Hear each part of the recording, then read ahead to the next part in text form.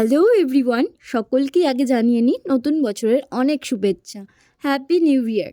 অনেক আনন্দের সাথে তোমরা আজকের দিনটা শুরু করো, আর পুরো বছরটা যেন আনন্দের সাথেই কাটে, এটাই প্রে করব। শুধু আমার না, তোমাদের সকলের। চলো এবার আমার ভিডিওটা শুরু করা যাক।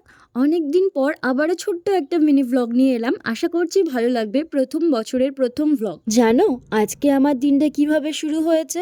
ঘুম থেকে উঠে বছরের প্রথম দিনেই অমিতের সাথে হয়ে গেছিল ঝগড়া। ভাবতেই পারিনি আজকের দিনটা আমার এত ভালো যাবে।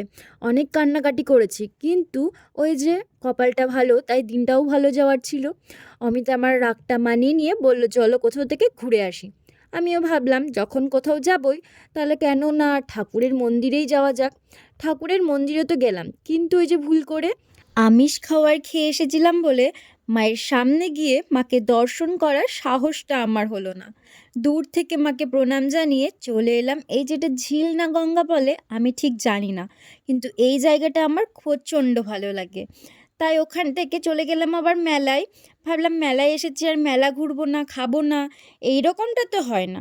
তাই দাদা বললো, চল কি খাবি? আমরা সবাই মিলে ডিসাইড করলাম একটু রোলই খাওয়া যাক। দেখেছো বাবু কত মজা করে রোল খাচ্ছে। তারপরে এখানে আমরা সবাই রোল খেতে শুরু করে দিলাম। মেলায় এসেছি আর রোল খাবো না, এরকমটা তো হয় না। রোলটা বেশ ভালোই ছিল, তবে হ্যাঁ পূজারটা ভালো ছিল না, কারণ ও বলেছিল লঙ্কা ছাড়া বানাতে, ওটা একদমই বেকার বানিয়ে দিয়েছিল। খাওয়া দাওয়াটা কমপ্লিট করে চলে গেলাম আবার মেলার দিকে। মেলায় এসেছি আর মেলা ঘুরবো না, এরকমটা তো হয় না। মেলা ঘোরা শেষ হতে না হতে পূজার চোখ গেল টয় ট্রেনে। ও টয় ট্রেনে চাপবে আর সাথে আমাকেও চাপতে হবে। ঠিক আছে, বান্ধবীর জন্য এতটুকু করাই যায়। বুকে পাথর চাপা দিয়ে চড়লাম টয় ট্রেনে। আমার ভয় লাগছিল অল্প অল্প, কিন্তু এক্সাইটেড ছিলাম প্রচুর।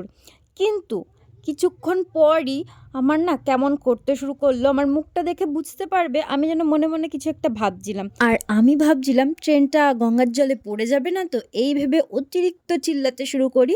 অমিত ট্রেনটা থামায়, আমি নেমে যাই। তারপরে পূজা একা একা ট্রেনে চড়ে।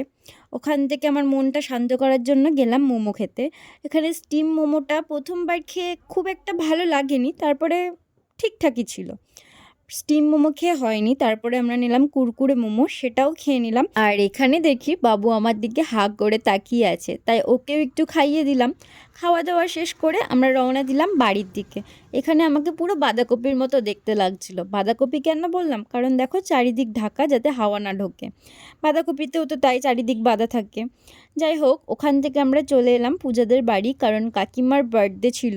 কাকিমার জন্য কেক নিয়ে যাওয়া হয়, কাকিমা সেটা কাটে, খাওয়া দাওয়া হয়, তারপরে আমরা চলে আসি বাড়ি। তো আমার ভিডিও ছিল আজকে এতটুকুই। ভালো লাগলে লাইক করে দিও। টাটা।